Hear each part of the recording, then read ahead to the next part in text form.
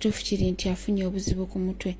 Bambi sitambuza video gisharing giduwetinge. Amanya g'omukyalo ono ye Nakolya Hasfa. Abadde awangalira oba awangalira mu ggwanga lya UAE Dubai. Naye afunye obuzibu ku mutwe.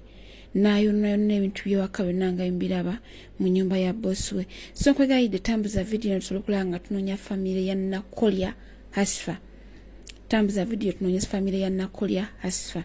Wenna oba omumanyi Bambi famire muveeyo tulabe nga tuyamba omukyalo ono bw'ati embeera wati gy'alimu. So mbegayidde mikwano tutambuze video famire ya Nakolya Hasfa wemba gye muli muveeyo tulabe nga tuyamba omukyalo ono kuba twetaaga famire. Bw'oba ng'olina ky'omumanyiko ntuukira Kadama's Voice Uganda oba genda ku ofiisi za Kiyo Initiative tulabe nga tuyamba omwana ono Nakolya Hasfa.